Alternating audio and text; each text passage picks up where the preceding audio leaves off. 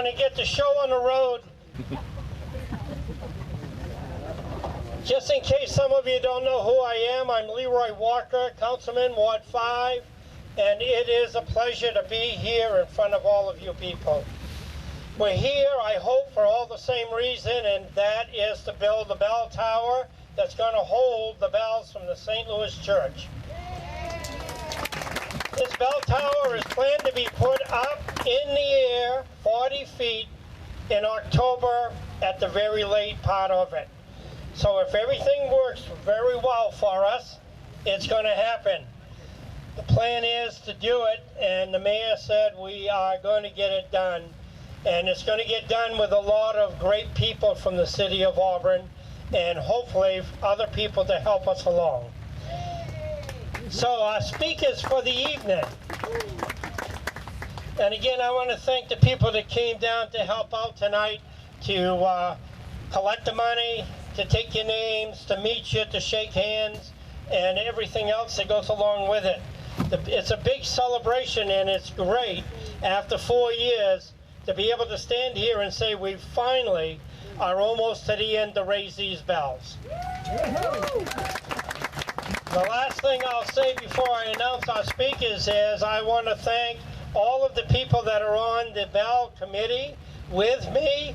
I have 5 or 6 of us, maybe it's as much as 7. I won't go through all the names, but we are working hard to come up with ways to earn money, raise money, and to make sure that we keep our promise to raise the bells from the St. Louis Church right here on this park in New Auburn.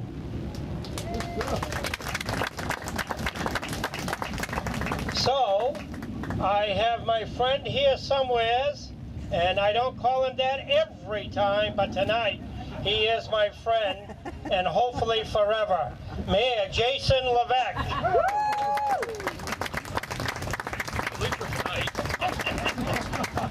We're definitely not friends on the first and third Monday of every month. Sometimes. First of all, thank you all very much for braving the weather and being out here today. It means a lot to, well, a lot of people. Everybody here, of course, and throughout the city of Auburn. Where did he go? Councilor Walker. Before I go on with my remarks, I just want to say thank you to Councilor Walker. And you've probably heard me say this before. I kindly refer to him as the mayor of New Auburn. Yes.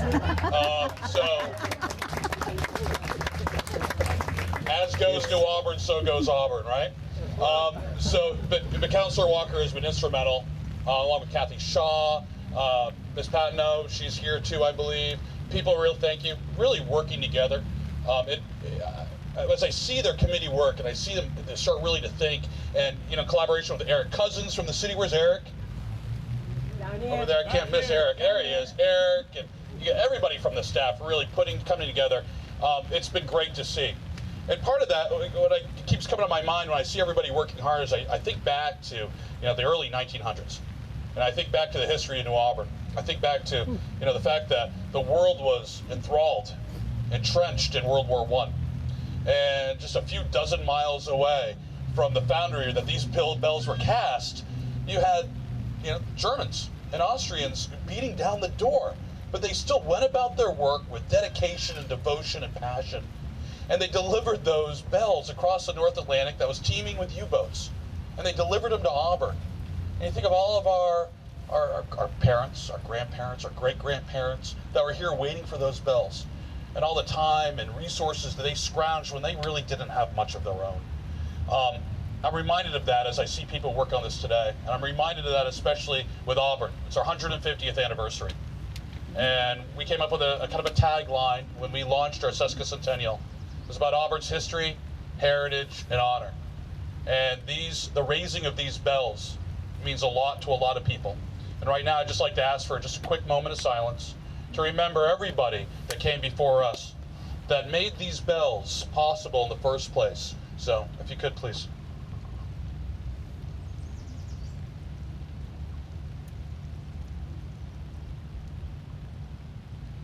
Thank you. And may their history and the legacy that they worked so hard to provide to us, may it live for another 150 years, at least. This bell tower here isn't just a tower. It's not just bells from St. Louis. It's not one thing, but it's a combination of many things. It's a physical manifestation of the pride that we have in our community. Whether we live in Auburn now, we grew up here, whether we moved here, or whether we moved away to some other part of the country. We have that pride in city. And I tell you right now, I can't wait come November 1st or 2nd, that's Saturday right after Halloween, when we unveil this, which is going to be the second largest monument in the state of Maine, right here in the heart of New Auburn. I might ask some of you to help me take down the tallest monument in the state of Maine. Make sure the press isn't here. Okay, then we can get number one here. But the second tallest monument in the state of Maine, right here in New Auburn. It's going to be a great gateway. It's going to be a great remembrance of what we had and what we're going to do. So whenever you have an anniversary, it's always about celebrating the past, but it's about celebrating the future, and the future is so bright here. This is now Anniversary Park. It used to be Little Andy Park. A lot of us remember that. But it's really a place that we can come and remember the anniversaries that are important to us, from a city to individual families. So this is something that's going to be great for, again, another 150 years. And I'd like to thank all of you for being part of this. I'd like to thank the donors that we've already had. I believe we've sold 80 bricks so far, maybe 100 bricks now, plus or minus, just in a short launch window. And I would also like to mention, can I mention them? Okay. I also like to mention we had an anonymous contribution. And this is something that's special. This is something I think should ring true to everybody here, because when people get together and they believe in something, they can do anything, like was proven back in 1915 here. We had an anonymous contribution in the memory of Ray and Ann Geiger, okay, in the amount of $10,000. So I'd like to just give a moment and appreciate that. When you think about it, what we have to do here is a pretty significant task, but it's a task that we can absolutely do and do together. So I'd like to thank everybody for coming out. I'd like to thank you all for opening up your wallets, and I have one call to action for everyone. I want you to leave this event tonight. I want you to get on the phone and call 10 people each. I want you to send an email. I want you to write a postcard or a letter. I want you to go down to wherever you eat dinner, wherever you go, regardless, you will start talking about this day, this tower, these bells, our history, our heritage, our honor, and what Auburn is doing in the future, okay, to celebrate all that, and ask them to give too. Ask them to memorialize themselves here in this park for future generations to come and walk with their heads down, probably better than on a cell phone, and look and read everybody's names and the messages that you have for future generations. That is going to be the biggest gift that we can give to the future. So again, thank you very much. Councilor Walker, thank you. Thank you all for being here. Thank you, Mr. Mayor. Our second speaker, Jerry Dennison. I think most of you know who he is. He was councilor at one time, sat in the same seat that I do, or at least one like it. Here he is, the great man, Mr. Dennison.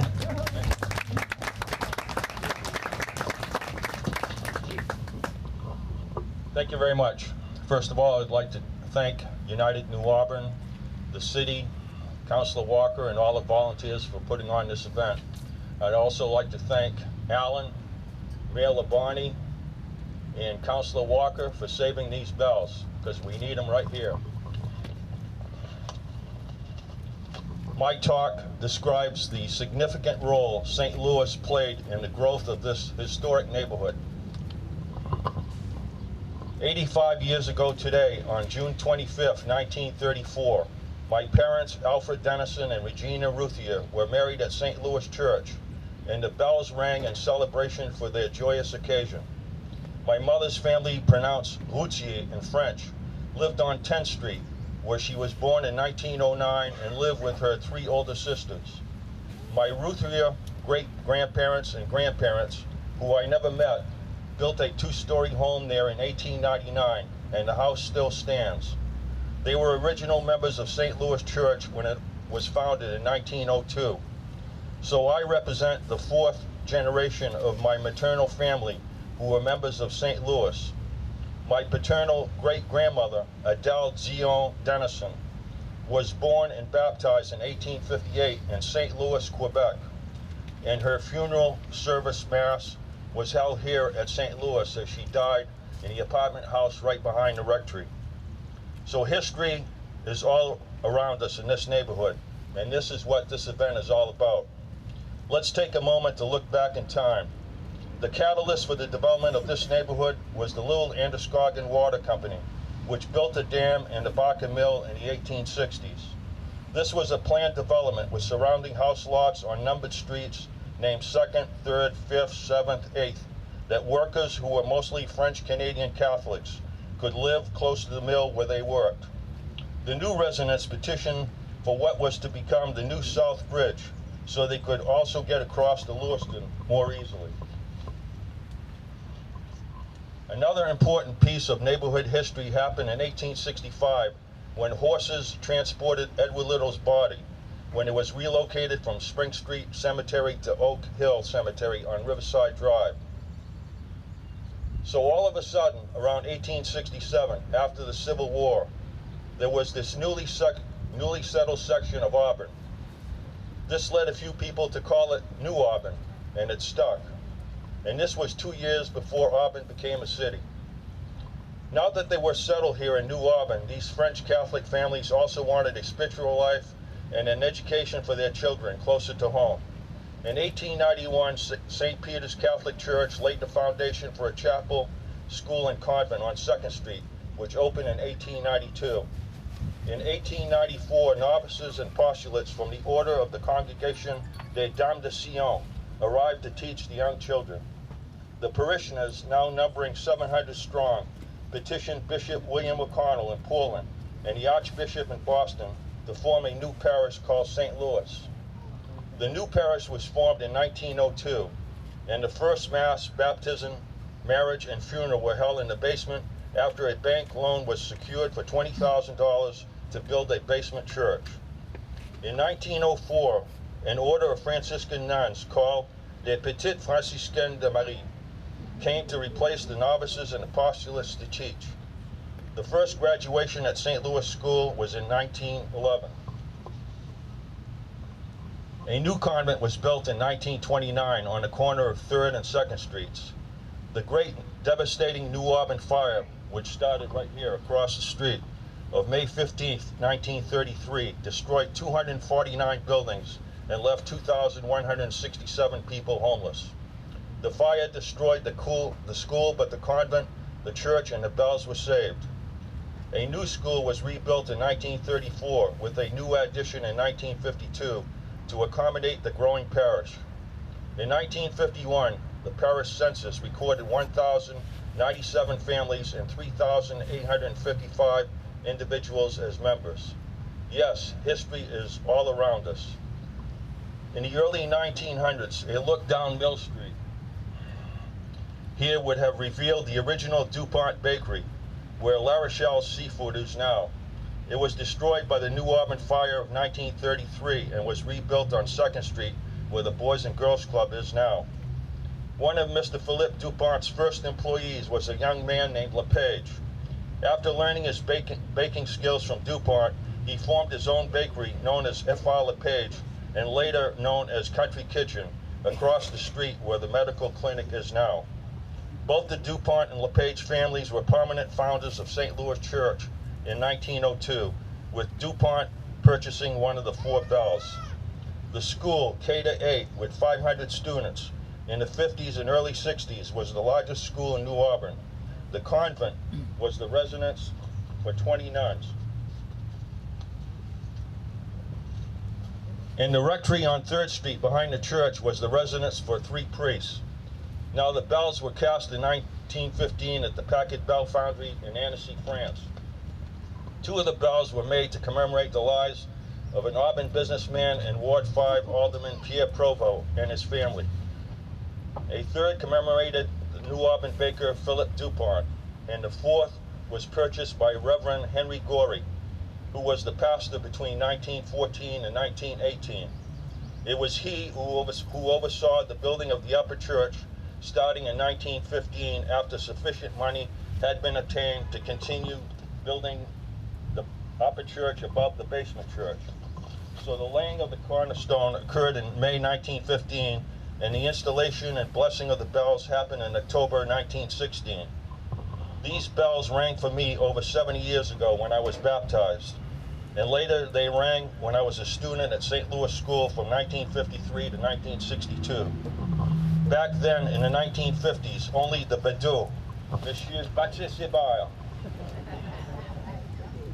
and altar boys were allowed to ring these bells. According to the rules, students received their first Holy Communion when they were 6, and confirmation was at 7. One could only be an altar boy if at least 8 years old. I was 8 in the 3rd grade in 1956. My parents, especially my mother, wanted me to be an altar boy. For weeks, I started memorizing Latin phrases in response. For weeks, I started memorizing Latin phrases in response to the priests at various stages of the Mass. I didn't know what they meant, but I did it. The next step was to be trained by an experienced 8th grader to walk me through the different parts of the Mass at the altar. The big 8th grader, who was over 5 feet tall, said, "Let's go upstairs." The final step before one could serve his first Mass was the bells. So we walked from the altar to the front of the church, up the steps to the 2nd floor near the choir loft. As I looked up, there they were, 30 feet over my head in the hole facing the sky. There was this heavy, thick gauge rope dangling that was tied to the bells. The big 8th grader said, "Now I'm going to teach you how to ring these bells, so watch me." He jumped up and grabbed the lower part of the rope and came back down, touching both feet to the floor, continuing to create momentum by bouncing up and down like Tarzan, and the bells rang. Then he looked at me and said, "You try it." I was nervous because the rope looked awful high to me. Sure enough, I jumped up a couple of times and could not touch it. The problem was I was only 4 feet tall. Then he grabbed a wooden chair and said, "Get up on it and jump."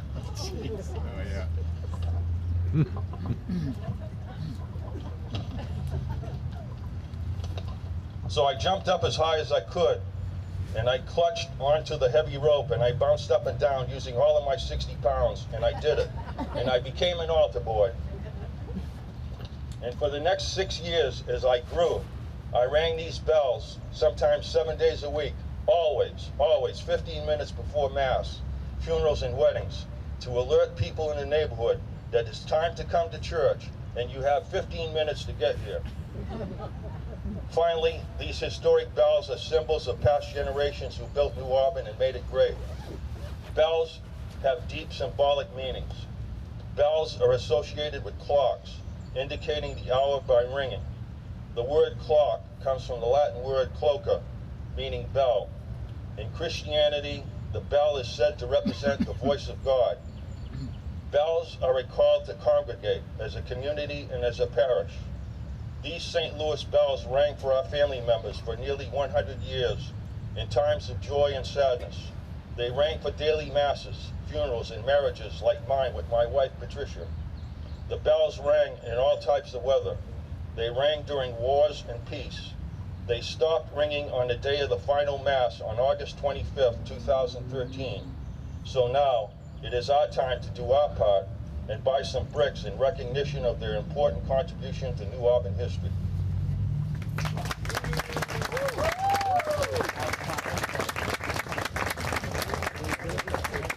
That was very good. A lot of information there that most of us didn't have any idea that it was out there for us to gain by listening to Dennis.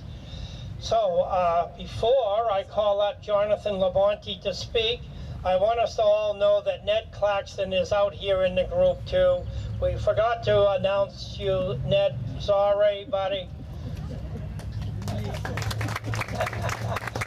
Mr. Labonte, would you like to come and say something, please?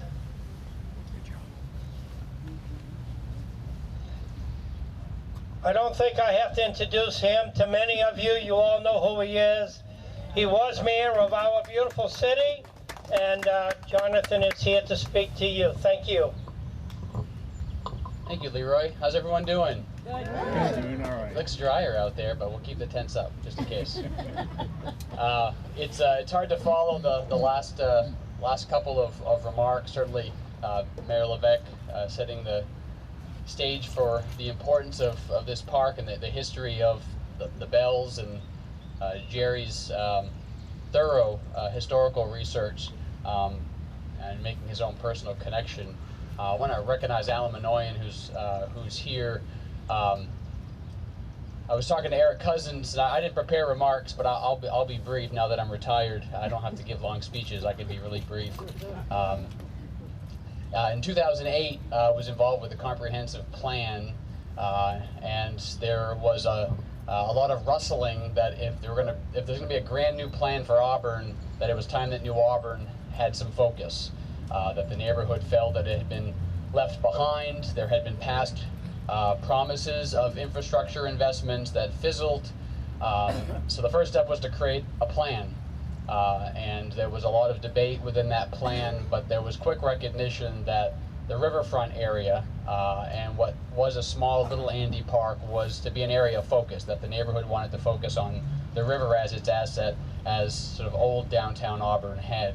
But the plan really didn't gain steam until a guy named Leroy Walker got elected to the council to bring some political punch for New Auburn, and Alan joining the city staff. And there was a lot of historical research, those walking tours, that I really think started to personalize what we were trying to do here. And I can still remember sitting at a lunch at Da Vinci's and getting a call. Cody Crane has showed up at St. Louis. I think they're taking the bells. And of course, Cody Crane wasn't taking the bells. They were given a contract to remove them safely from the building, which they did. But it became a real rallying cry that if the neighborhood didn't step up, that part of its history would be lost, and the neighborhood was just coming to terms with how proud they were of their history and how to celebrate that, and how important that building was. The St. Louis Church, the building, while folks certainly have their faith, and their faith isn't locked up in a building, so many family memories growing up, baptisms, weddings, sadly funerals, was part of the family story of New Auburn. Just on 2nd Street, right around where Selco is, I know that's where the fire started, that's where my family's link to New Auburn started. My great-great-grandfather, Francois Xavier, landed in New Auburn from St. Rosalie, Quebec. I just had my wife had our first son in January, and we've named him after my great-great-grandfather.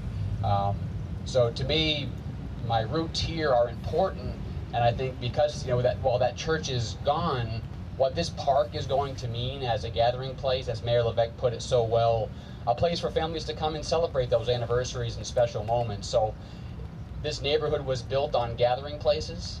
And this park, when it opens, and with the bells sort of overlooking and welcoming people and letting people know that this is a destination, this park is really going to be that for this neighborhood and for this community for so many years to come. And that bell is going to be a centerpiece of that. So I still have to buy my bricks, and I'm sure I won't get far out of this event, or definitely not to November 2nd before I invest in this park.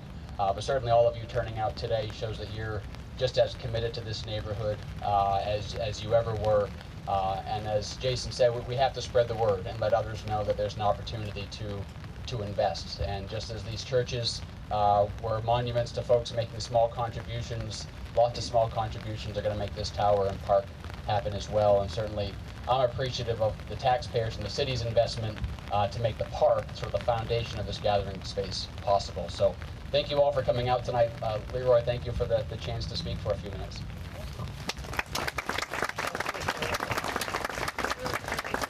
Okay, it feels like it wants to rain again.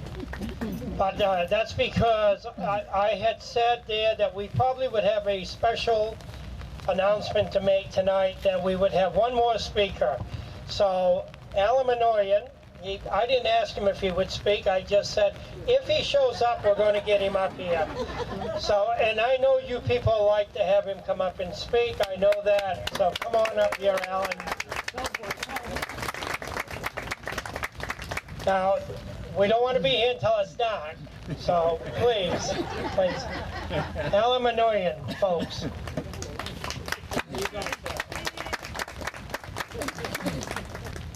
Thank you very much, Leroy. And first of all, I'm humbled to be speaking after all of these gentlemen with such deep roots in the community. I was just a public servant, a municipal employee. I began my service in April of 2013 with the city of Auburn.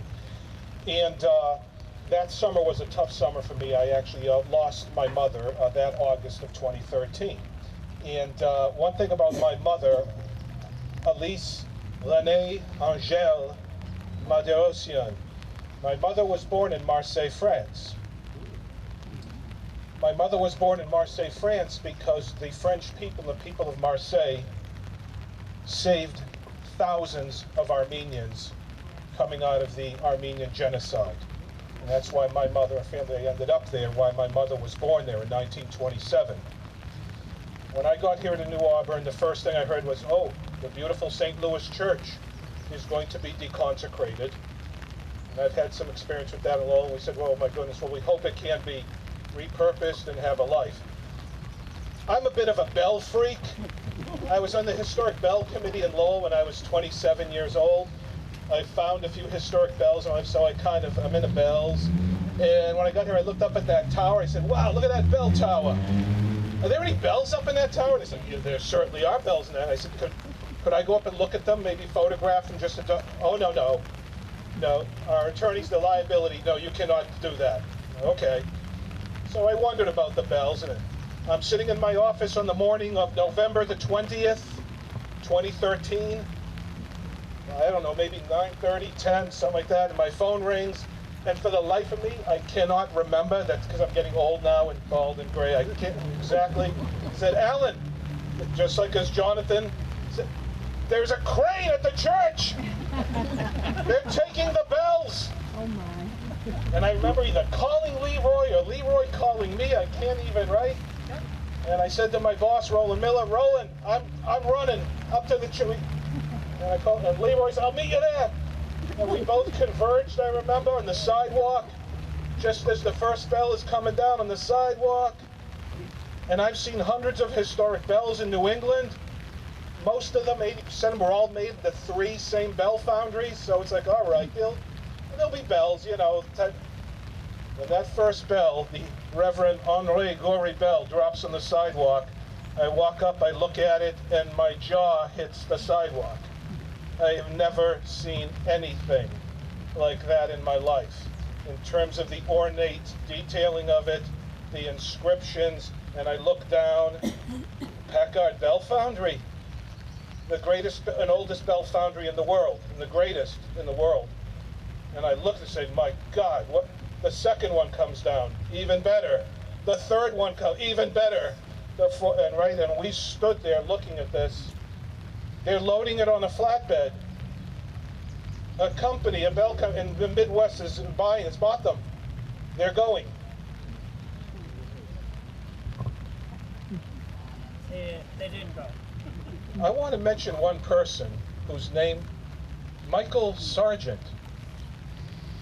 Michael, yes. Michael? He made a call, this is my understanding, to the owner of that bell company and persuaded him, you don't want to buy these bells. That gentleman came back and said, I'm not buying these bells. Michael Sargent should be remembered for that. And then I remember we called the Archdiocese and we said, what are you selling these for? What? $12,000. They said, $12,000 per bell, for each bell? No, for all 4. Oh, you want $12,000? That's what this is about? You want $12,000 to save this irreplaceable heritage? Yeah. And that's what we said, we'll get you $12,000 from this community. And it was the people, all of you. The $12,000 was raised. I remember meeting with the Archdiocese of the Children's Business. And this is how this happened. I feel blessed that I just happened to be here. It's just one of those life things. I happened to be here at this place at that time, and it was a very powerful thing for me in the memory of my mother, and thanking the French people for what they did for my family. And This is why it's just something I carry through my life. And I follow you guys. Leroy knows that. We go on Facebook, we keep in touch with each other. And I've been following this, and I'll say this, as much as we're getting accolades for saving the bell and all that, that actually, believe it or not, was the easy part.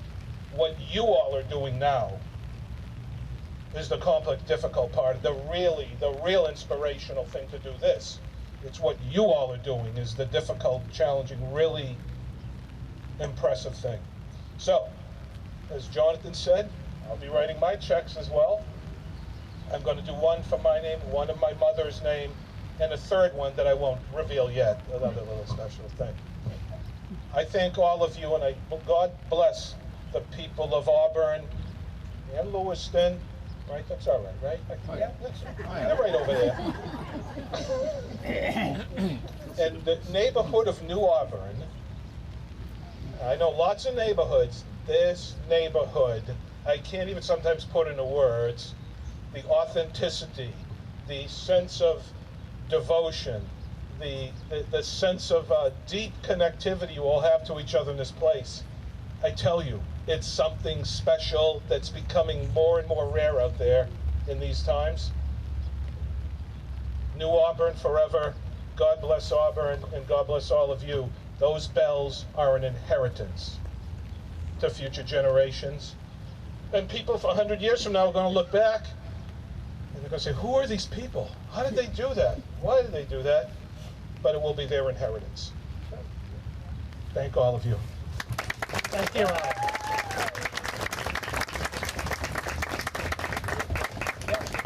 First of all, I like it when you hold the mic for me. That's pretty good. I just want to thank Alan for coming here. I know it was a very long drive.